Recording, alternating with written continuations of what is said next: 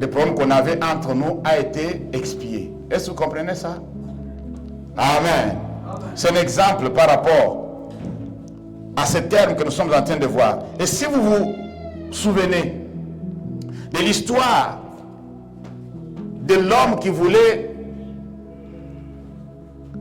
emprisonner et aller loin pour pouvoir même vendre la femme et les enfants de celui qui avait sa dette. Alléluia. Amen, chrétien. La Bible dit que non, il lui a remis sa dette. En quelque sorte, il lui a pardonné. Voilà comment le pardon est. Quand tu remets la dette à quelqu'un, tu ne demandes plus, tu n'exiges plus ce qui te doit. Tu l'as pardonné. Il y a plusieurs exemples comme ça dans la Bible. C'est détaché aussi. Alors, Dieu dans sa parole plutôt, nous exige ou nous exhorte à pardonner les uns et les autres comme il nous a pardonné aussi. Et continue à nous pardonner encore. Il exige ça. Il nous exhorte. Vous allez comprendre pourquoi Dieu nous exhorte à pouvoir pardonner les uns et les autres. Vous allez comprendre. C'est très profond que ça. Vous ne savez pas ce qui se passe lorsqu'une personne est offensée. Dans le spirituel, vous ne savez pas. Amen. Vous ne savez pas. C'est pourquoi parfois vous négligez à demander pardon ou vous ne voulez pas pardonner, des choses comme ça. Pourquoi? Puisque vous ne connaissez pas les conséquences spirituelles qui s'attachent au manque de pardon. Et si nous pouvons lire Matthieu chapitre 6, verset 14 à 15, pour nous aider à avancer, c'est Dieu qui nous demande maintenant. Lui qui nous a montré l'exemple, il nous demande. Dans verset 14, il dit ceci. Si vous pardonnez aux hommes leurs offenses, votre Père Céleste vous pardonnera aussi. Mais si vous ne pardonnez pas aux hommes, votre Père ne vous pardonnera pas non plus vos offenses. Est-ce que vous voyez ça? Ce n'est pas moi qui l'ai dit, c'est lui qui l'a dit. Pourquoi il met cette condition-là? Pourquoi Dieu va aller trop loin comme ça? Pour refuser de pardonner quelqu'un d'autre, puisque la personne n'a pas pardonné son prochain.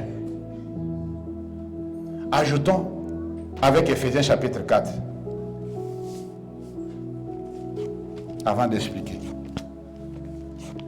Ephésiens chapitre 4. Le verset 32 qui nous intéresse. Nous pouvons commencer un peu plus haut. Ephésiens chapitre 4. J'ai lu le verset. Avant le dernier verset, quelque chose est bien au début. La Bible dit au verset 30. N'attristez pas le Saint-Esprit de Dieu, par lequel vous avez été scellés pour les jours de quoi? De la rédemption. Que toute amertume, toute animosité, toute colère, toute clameur, toute calomnie et toute espèce de méchanceté disparaissent du milieu de vous. Soyez bons les uns envers les autres, compatissants, vous pardonnant réciproquement comme Dieu vous a pardonné. En qui? Amen. En lisant ces deux textes, nous arrivons à conclure quelque chose. Le pardon n'est pas un sentiment, mais une décision. Non, je vais revenir. En lisant ces deux textes, nous venons à conclure quelque chose de très très spécial. Pardonner n'est pas un sentiment, c'est une décision. Je décide de lui pardonner. Est-ce que vous comprenez quelque chose là? Je me suis décidé à pouvoir le pardonner. Il m'a demandé, il m'a fait des excuses, il m'a demandé pardon. Je décide de lui pardonner. Même si je ne me ressens pas. Même si je n'ai pas envie. C'est une décision qu'on doit prendre. Pardonner, c'est une décision. Tu dois décider à pardonner. Pourquoi tu dois décider de pardonner? Je vais vous aider à réfléchir un peu nos mémoires. La décision de pardonner, c'est une décision de faire grâce. La personne qui pardonne, il décide de faire grâce, il ne réclame plus justice. Je vais arriver. Quand toi, tu es offensé, maintenant je vous explique maintenant clairement comment ça fonctionne. Le mécanisme, comment ça fonctionne. Quand tu es offensé, le ciel est alerté. Quand tu es blessé, le ciel est au courant. Je vais revenir. Une femme a été battue par son mari. Elle arrive au commissariat. Le policier lui dit que madame, pour que nous puissions procéder avec cette situation, tu dois porter plainte. Elle dit non.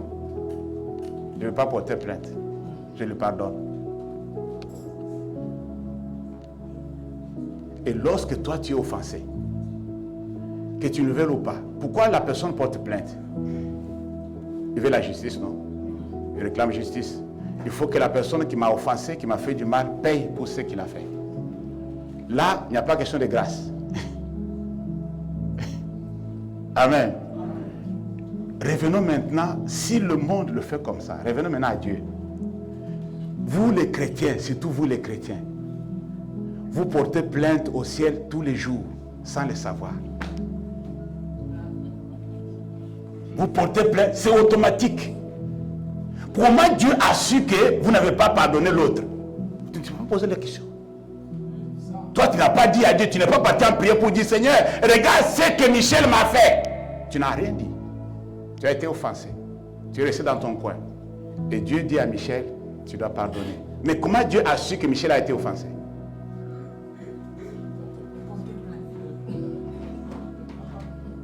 Alléluia. Alors, lorsque Michel a été offensé, automatiquement, Dieu dit, pasteur, ça me fait mal. Et ça m'étonne. Dieu dit à Moïse, j'ai entendu les cris des enfants d'Israël. Je vois comment ils sont persécutés. Est-ce que vous comprenez? L'offenseur, la personne qui le font du mal, leur cri est monté jusqu'à moi. C'est pourquoi je suis descendu. Israël avait porté plainte contre l'Égypte. Si vous ne savez pas. Au ciel. Au tribunal céleste, même les humains le disent que non, même si le tribunal du monde ne va pas te juger, mais le tribunal céleste va te juger. Ils ont raison. Ils ont raison. Amen. Au tribunal céleste, au parquet, la plainte a été déposée, puisque j'ai été offensé. Directement, je réclame justice. Amen. Je réclame justice. Seigneur, il y a des gens même qui vont plus loin pour même le prononcer par leurs propres mots. Dit que non, que mon Dieu te paye ce que tu m'as fait.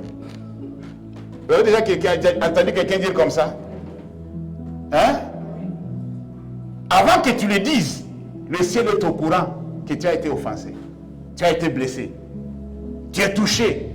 Tu es en colère. Il y a l'animosité. Il y a la méchanceté qui monte. La vengeance monte. Le ciel est alerté. Alléluia. Amen, chrétien. Faites attention, vous qui refusez de pardonner. Faites attention, vous qui offensez les autres. Vous ne savez pas les dégâts que vous causez dans la vie d'une personne. Tu dis que non, j'ai fait ça, je ne pensais pas. Tu ne pensais pas. Tu ne pensais pas. La personne n'a pas pu dormir toute la nuit. La personne a pleuré. Et toi, tu penses que tu vas être you go free.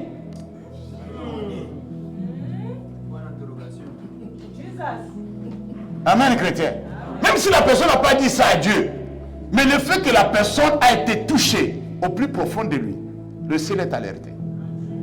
Dieu n'abandonne jamais le sien. Il n'y a aucun humain que Dieu ne contrôle pas. Aucun humain sur la planète que Dieu ne contrôle pas. Que Dieu ne sait pas là où il est, qu'est-ce qu'il fait, qu'est-ce qu'il a été. Aucun humain. Alors quand toi tu cries justice, là, tu demandes à Dieu, il faut qu'il paye ce qu'il a fait. Je ne vais pas lui pardonner, il faut qu'il paye. Alors Dieu dit, comme moi je vous ai pardonné, j'aimerais que vous vous pardonnez aussi les uns les autres. Si tu n'arrives pas à les pardonner, moi aussi je ne vais pas te pardonner. Ah Seigneur, mais qu'est-ce qui se passe là? Tout ce qu'il m'a fait, dit, pardonne. Amen. C'est-à-dire, en quelque sorte, Dieu dit que non, viens retirer ta plainte auprès de moi. Non, vous n'avez pas compris ce que j'ai dit. Dieu dit, viens retirer ta plainte. Tu t'es plaint pour telle personne. Viens retirer ta plainte vite. Le fait de retirer la plainte, c'est de pouvoir dire à la personne ou de pardonner la personne si la personne te demande pardon. Entre parenthèses, nous allons parler de ça. Alléluia. Amen, Amen chrétien. Amen. Mais quand toi tu ne pardonnes pas, quand tu ne fais pas grâce, tu réclames justice. Alléluia. Amen. Tu réclames justice. Jusqu'à quand tu vas réclamer justice? Jusqu'à quand? Alors quand toi tu décides de faire grâce, tu dis Seigneur, et vous pouvez classer ça sans suite. Amen. La plainte que j'ai portée contre mon mari, contre ma femme, contre mon enfant, contre mon père, contre ma mère, contre mon ami, contre mon voisin, je classe ça sans suite. Ça n'a rien à voir. Vraiment, je le pardonne. Amen. Je le pardonne, Seigneur. Tu peux tourner la page. Je dis, bravo, c'est ça, mon fils. C'est ce que je voulais. Je suis fier de toi. Amen. Puisque Dieu veut que nous vivons en paix les uns avec les autres. Il ne veut pas l'inimitié. Il ne veut pas de conflit. Dieu n'est pas un Dieu de conflit, non. Un Dieu de paix. Alors, le pardon ôte la barrière entre les personnes et permet à la relation de se développer à nouveau. Ôte la barrière entre les personnes et permet à la relation de couler comme avant. Mais nous allons voir ensemble, il y a de ces personnes-là, il y a de ces gens-là sur la planète, même parmi les chrétiens, parmi les serviteurs de Dieu, ils s'en foutent des relations. Ils s'en foutent. Toi, tu veux remettre les relations en marche, il dit, moi, ça ne m'importe pas. Permettez-moi le terme, il dit, va au diable. Oui, ils disent comme ça. Et comment maintenant tu vas agir? C'est ce que nous allons voir. C'est une question qui a été posée. On doit la répondre. Je vais répondre à cette question qui revient toujours. Amen. Avant de répondre à la question, je vais nous aider à comprendre quelque chose. Le pardon, on l'accorde à celui qui demande.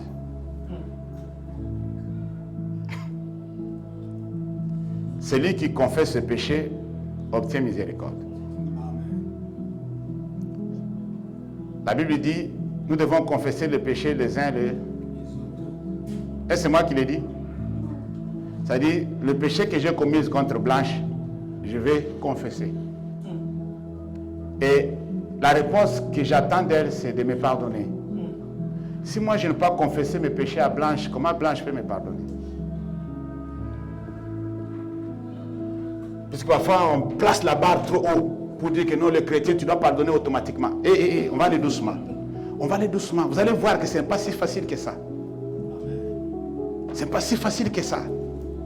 Vous n'êtes pas encore au ciel, vous êtes sur la terre.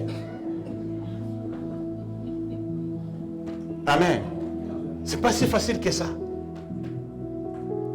Et si nous comprenons bien, lorsque la personne ne s'excuse pas, qu'est-ce que je dois faire, pasteur? C'est ça la question. La personne ne s'excuse pas. Je vais faire comment? Alors, j'ai pris le Matthieu 18 pour pouvoir procéder un peu à répondre. Vous connaissez Matthieu 18? Lorsque quelqu'un a péché contre toi, Matthieu chapitre 18, verset 15 à 18. Vous pouvez regarder ça sur votre Bible. Moi, je n'ai pas le temps de lire. C'est-à-dire, va voir la personne. Avec amour, explique-lui que non, vraiment, je n'arrive pas à dormir. Ce que tu m'as fait, ça me fait mal. Et notre relation est entachée. Amen. La relation n'est pas bonne à cause de ce que tu as dit, à cause de ce que tu m'as fait. Si la personne t'écoute et s'excuse, accorde le pardon. Puisque tu es déjà disposé à pouvoir pardonner. C'est pourquoi tu t'es déplacé. Est-ce qu'il me fait comprendre là? Voilà le démarche. S'il ne veut pas, essaie encore deuxième fois. Alléluia. Un peu troisième fois. Puisque, comme je l'ai dit, il y a des personnes. Puisque quand tu es en train de faire ça, tu veux que la relation redevienne un peu comme avant. Je dis bien un peu. Je vais vous expliquer pourquoi je dis un peu. Puisque ce n'est pas automatique que les choses redeviennent à la normale tout d'un coup. Ce n'est pas automatique. Il y a des procédures, il y a des conséquences, il y a des traces. Alléluia. Il y a des prix à payer. J'allais oublier. Il y a des prix à payer. Celui qui a offensé l'autre a un prix à payer. Vous allez voir ça tout à l'heure. Tu vas payer cher ce que tu as fait à l'autre. Les personnes s'en foutent de ce que l'autre souffre, de ce qu'il a fait. Mais, si tu tiens à la relation, tu vas payer cher. Alléluia. Puisque tu as dressé la barrière. Tu as créé l'inimité. Tu as fait des dégâts. Il y a des traces qui restent. Alors, pour remédier la situation, on va voir ensemble. Surtout si ça arrive dans des cas de couple, c'est compliqué. C'est très compliqué. Alléluia. Alors, lorsque tu vas une troisième fois, en s'excusant, l'offenseur montre que la relation compte pour lui ou pour elle. Quand la personne s'excuse, il montre tout doucement que cette relation, ça compte pour moi. Comme nous étions avant, nous pouvons revenir encore. Mais ce n'est pas tout le monde qui le fait. Amen, chrétien. Ce n'est pas tout le monde qui le fait. À l'inverse, celui qui refuse de demander pardon laisse entendre qu'il n'attache pas d'importance à la relation et que cela ne lui pose pas de problème, que la rupture subsiste. C'est ça la réponse qui était dit. Ça ne me pose pas de problème. La rupture peut rester, mais moi je m'en fous. Dans Matthieu chapitre 18, qu'est-ce que la Bible dit?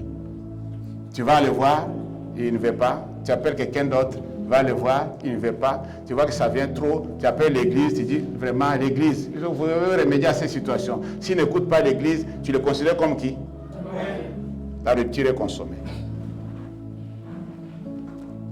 Ils ont ajouté un républicain. Pas le parti républicain de notre gouvernement. Amen, chrétien. Nous ne pouvons pas obliger celui ou celle qui nous a fait du tort à s'excuser. Tu ne peux pas l'obliger. Je dis bien, tu ne peux pas l'obliger. Non, non. Il faut qu'il décide de pouvoir s'excuser. Il faut qu'il accepte de s'excuser. Là, ça sera bien fait. Même le ciel va approuver. Tu ne peux pas l'obliger. Mais, nous pouvons lui tendre la main et lui montrer notre volonté de pardonner. Alléluia. Je tends la main, j'ai la volonté. Je veux qu'on se pardonne et qu'on arrange cette situation entre nous. Est-ce que c'est clair, chrétien?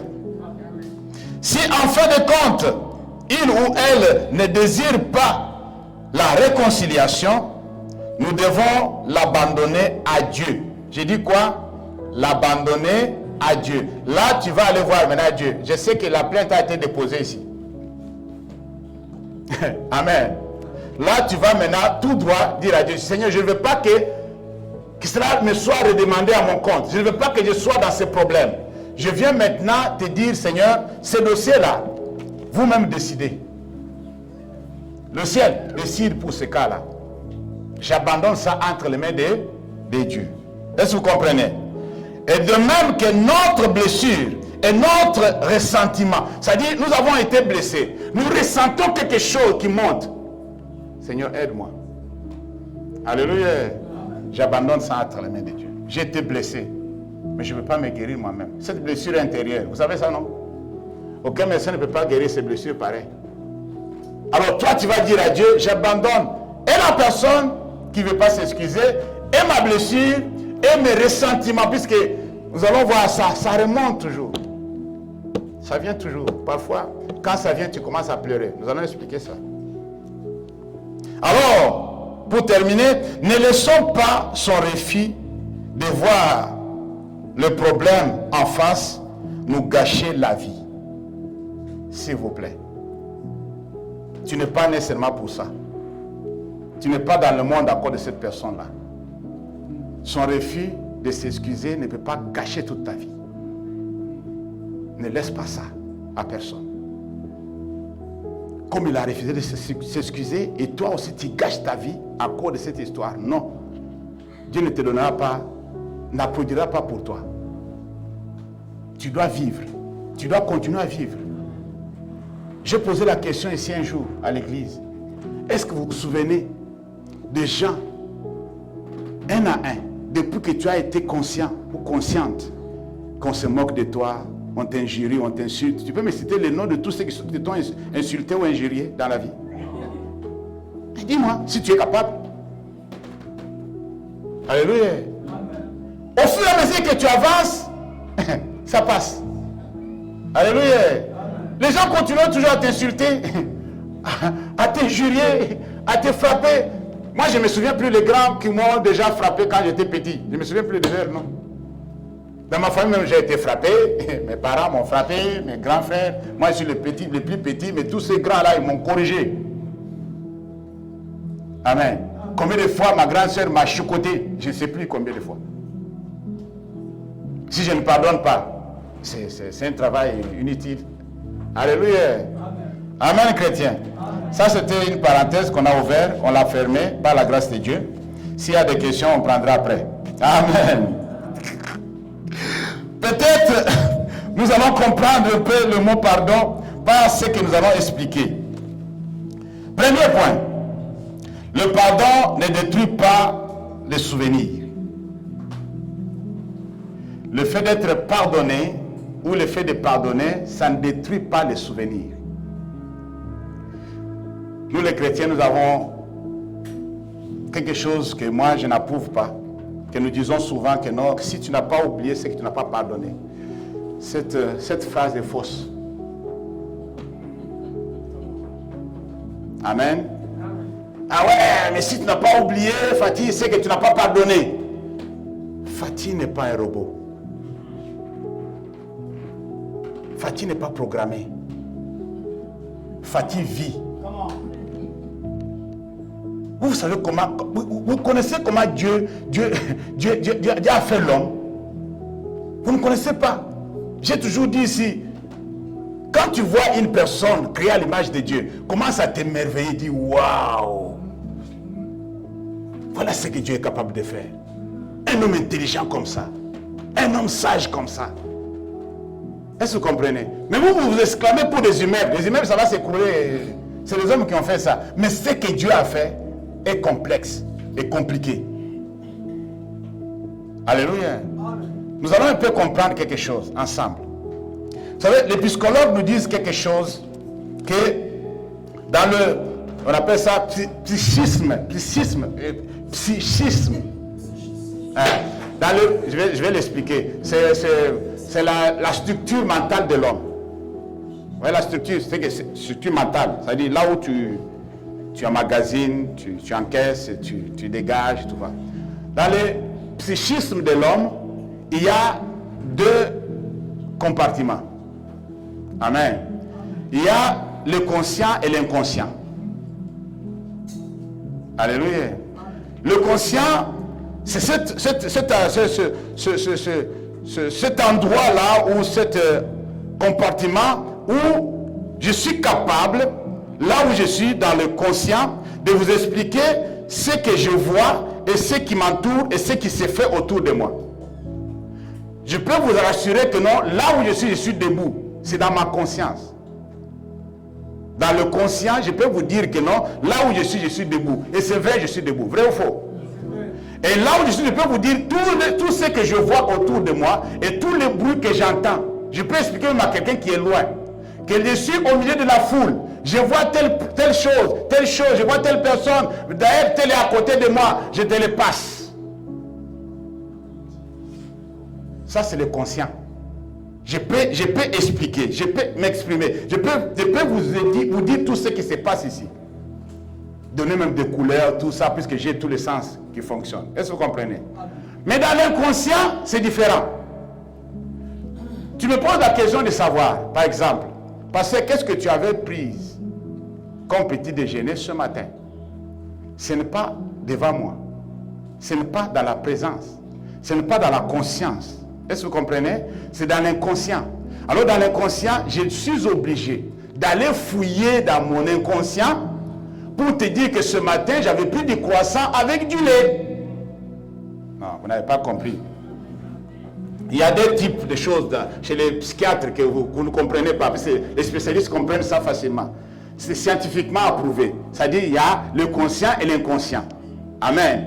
Alors, des informations que tu reçois, des choses que toi tu vis, sont stockées ou dans le conscient ou dans l'inconscient. Et la plupart des choses qui se sont passées dans ta vie sont déjà dans l'inconscient.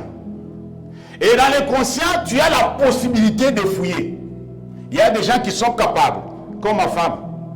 Si tu le demandes, quel événement qui s'est passé telle année, à tel jour, elle peut me te donner les couleurs, même les tissus de la personne qui avait apporté. Moi, je ne suis pas capable de ça. Elle avait tel tissu, c'était de telle couleur, elle avait porté telle chaussure. J'ai dit, oh maman, tout ça, tu te souviens? Et ça se fait des années. Et moi, je peux dire que non, l'événement s'est passé, on était à l'église avec Pasteur Lucien, non, Pasteur Lucien avait le costume vert. J'ai dit, waouh! Waouh! Est-ce que vous comprenez ça? C'est-à-dire, toutes ces informations-là, on est allé fouiller dans l'inconscient pour un peu expliquer la situation. C'est pourquoi quand il y a un événement qui se passe, la police pose des questions. Tu peux te souvenir un peu comment ça a commencé? Oh non, c'était que j'étais... Non, je n'étais pas dans le bus, j'étais dans le train. Ah d'accord, allons doucement. Tu étais où? Dans le bus ou dans le train? La personne est en train de fouiller. Si la personne n'est pas capable de pouvoir expliquer ça, on dit, bon, on le laisse encore tranquille pour qu'il puisse un peu retrouver son mémoire. Est-ce que vous comprenez ça? Alors, ce que nous encaissons, le problème que nous avons, sont stockés dans l'inconscient. Il arrive parfois que ce qui est dans l'inconscient surgisse tout seul. C'est automatique. Tu n'as pas de pouvoir sur ça. C'est-à-dire, tu es là, tu penses à autre chose, alors l'événement qui s'est passé il y a longtemps surgit. Tu te mets en colère. Et tu te souviens que non. En réalité, j'avais déjà pardonné à la personne. Pourquoi ça me vient encore? C'est que je n'ai pas oublié. Tu ne peux pas oublier puisque tu es un humain. Amen. Alléluia. Tu n'es pas un robot. C'est une démonstration qui fait voir que tu vis. Ça montre que tu vis. Si tu ne te souviens pas, c'est comme si tu ne vis pas. Non. Imaginez-vous que non, tu m'as blessé. Et j'ai été traité et je vois ma blessure tout le temps. Toi, tu dis que je ne vais pas oublier. Je vais oublier. Je vais oublier quoi? Je vais oublier quoi? Je vois la cicatrice, bien aimé. On va voir ça. Je vois la cicatrice. Chaque fois que je me lave, je prends ma douche, je vois, Lucien. Ah, Lucien.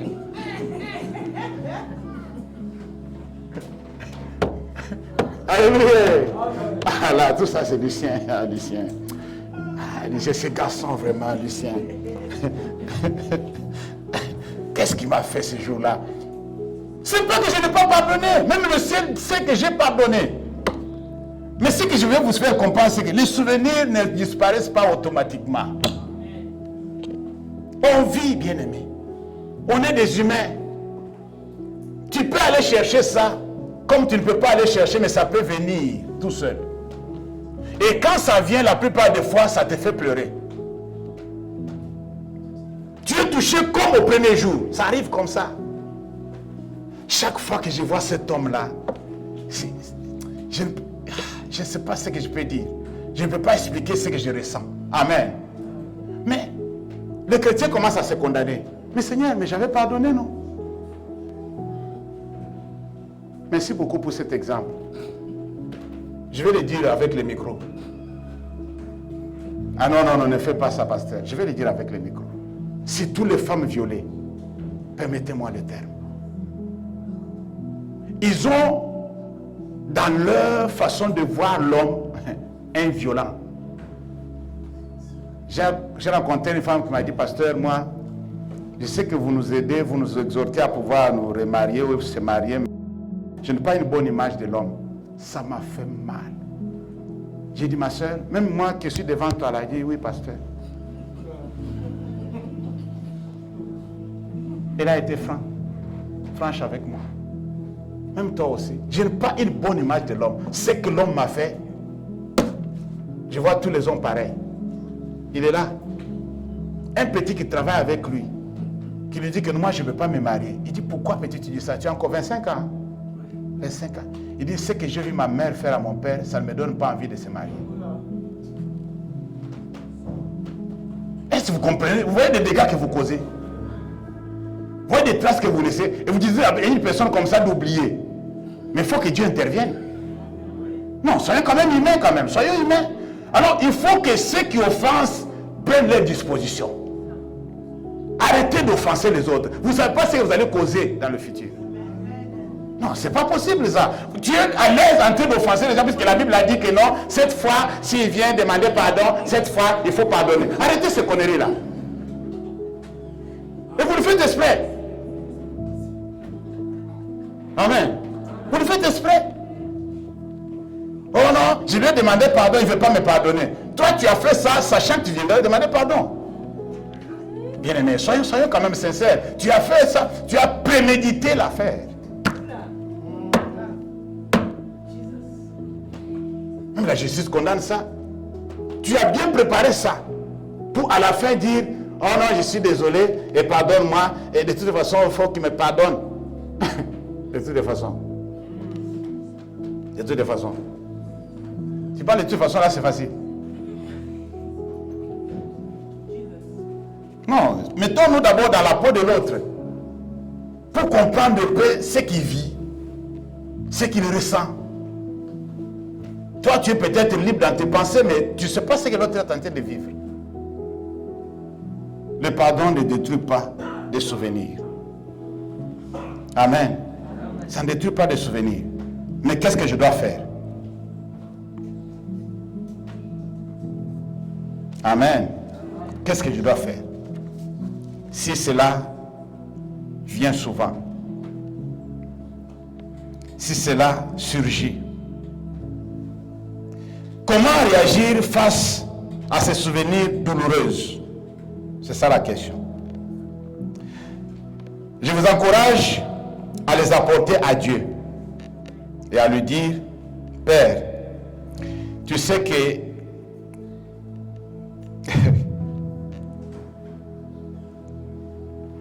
tu sais qu'il me revient à l'esprit en ce moment et tu connais les sentiments que cela provoque en moi.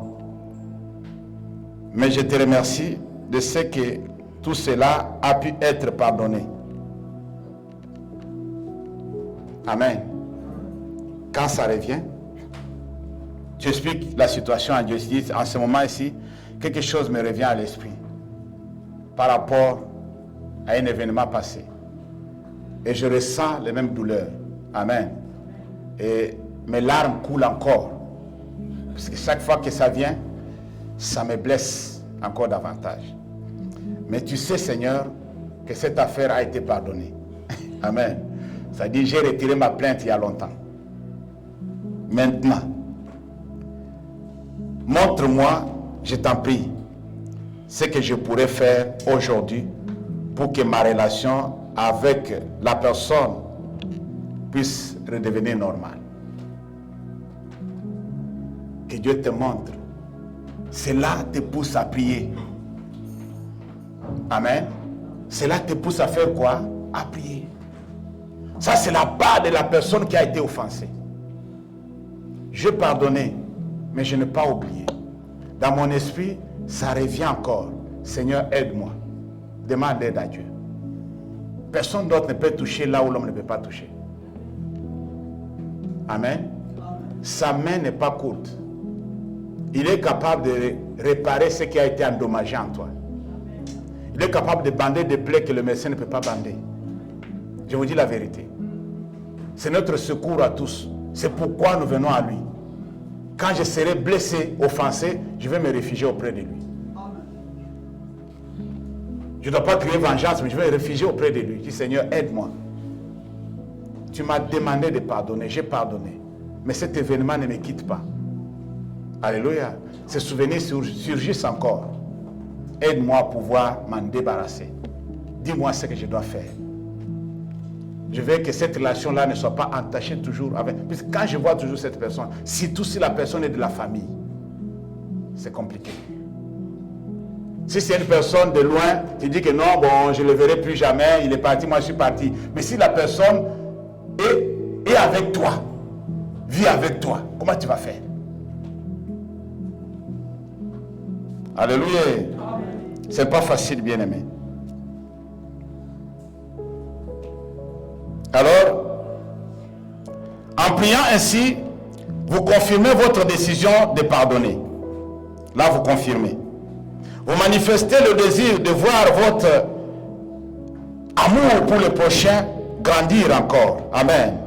Et vous montrez que vous êtes prêt à faire votre possible pour cela. Alléluia. Vous êtes prêt à faire le possible pour cela. Je vais encore prendre le deuxième point. J'ai au moins 3, 4. J'ai 4 points, mais je vous laisse 2 points. Je vais prendre un deuxième point pour aujourd'hui.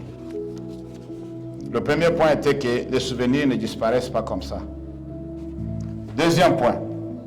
Le pardon n'efface pas toutes les conséquences du tort commis. Le pardon n'efface pas toutes les conséquences du tort qui avait été commis. Est-ce que vous comprenez? Je vais vous donner un exemple, quelques exemples pour vous comprendre. Il y a une maman qui a fait ses économies, qui a gardé son argent pour se faire opérer. Lorsque cet argent a atteint un niveau 2 000 euros, 3 000 euros, 4 000 euros par exemple, pour l'opération qui coûte trop cher, son fils qui vient voler cet argent pour aller acheter de la drogue. Imaginez la suite. La maman vient dire, fiston, où est l'argent? Oh maman, oh maman. Attends. Laisse que la drogue passe d'abord, je vais t'expliquer. Cet argent, je l'avais mis de côté puisque pour l'opération que je vais faire du cœur. Et toi, tu as pris cet argent, tu as bouffé. Oh maman, pardonne-moi. Et ça remet l'argent? Non.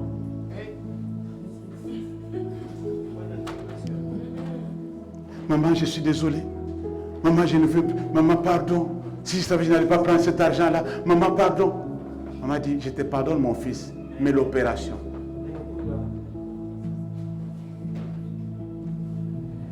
Amen, chrétien. Est-ce qu'on se comprend là? Un père qui abandonne sa famille, il s'en va sans trace pendant 20 ans, 25 ans. C'est son ami. Et un vilain matin, il apparaît. Oh mes enfants, oh ma femme, pardonnez-moi. Papa, est-ce qu'on peut récupérer toutes ces années que nous étions sans père? On a grandi comme des barbones. Vous connaissez les barbones? Des crochards. Maman allait mendier pour que nous mangeons. On allait à l'école avec l'autre babouche de couleur rouge, l'autre de couleur verte. Et tu apparais, comme ça tu dis, pardonnez-moi. Papa, calme-toi un peu. Amen. Il y a des circonstances. Hein. Il y a des circonstances, bien-aimés. Il y a des circonstances. Tu t'énerves contre ta femme, tu prends quelque chose, pas. Ça casse. Tout ça là, c'est parti. On va à l'hôpital, on dit que non, madame, on ne peut plus récupérer l'œil. Eh bien, chérie.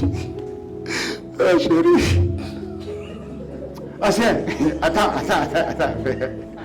Attends un peu. Calme-toi un peu. Tu es normal. Donne-le alors. On prend chez lui, on la donne.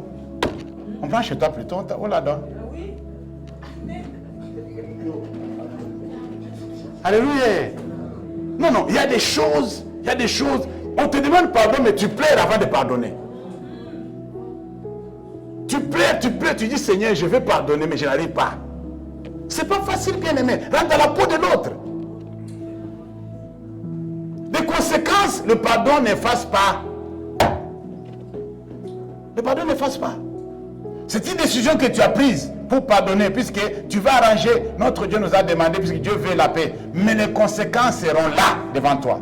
Chaque fois que tu verras cette femme, tu vas te souvenir que non, vraiment, si elle n'a plus l'œil, c'est à cause de moi.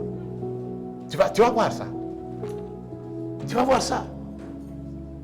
Arrêtez un peu des choses, méditez un peu avant de dire des choses, avant de faire des choses. Non, j'étais sous l'empire de la colère. L'empire de la colère, va chercher la colère pour venir réparer. Si la colère est capable de réparer. La colère ne répare pas. Amen. Soyons quand même des personnes avisées. Des personnes avisées. Tu viens, oh non, pardonne-moi, mais... Oui, mais les conséquences que cela a laissé, on fait quoi avec? Amen, chrétien. On fait quoi avec? Oh, ce n'était pas mon intention, je ne savais pas que... Puisque vous, c'est après qu'on ne sait pas. Mais avant, personne n'a su. Hein? Personne ne peut savoir avant. Pour savoir avant, c'est ce que je suis en train de faire là. Je prends mon temps pour t'avertir avant. Puisque ce jour-là, tu ne vas pas dire qu'on ne m'a pas dit. C'est le travail que je fais là. Te dire ça avant. Faites attention. Garde les relations. Entretiens de bonnes relations. C'est pour ton bien. De rancune, de problèmes, de tiraillements, de disputes. Puisque le diable profite. Quand il y a des choses comme ça, il profite. Nous avons vu des sorciers témoigner que non, c'est moi qui étais venu avec cette situation-là. J'ai fait boum. Et la maison a explosé. Ils en profitent. Un petit rien entre le couple, ça va aller loin. Après un moment, tu t'assois, tu te dis, mais est-ce que cette histoire pouvait arriver jusqu'ici? Mais qui a mené cette histoire jusque-là? Le diable veut aussi amplifier la situation. Mais nous, on lui donne l'accès. C'est ça ce que la Bible dit, que ne donnez pas l'accès au diable. Je n'ai pas l'intention de le blesser. Je n'ai pas l'intention de lui faire du mal. Je n'ai pas l'intention de les abandonner. Mais le diable a profité. Alléluia. Ils ont souffert à cause de toi. Et tu es parlé un vilain matin. Oh vraiment, pardonnez-moi. Alléluia. Bien-aimé, je vais nous dire quelque chose que j'ai noté.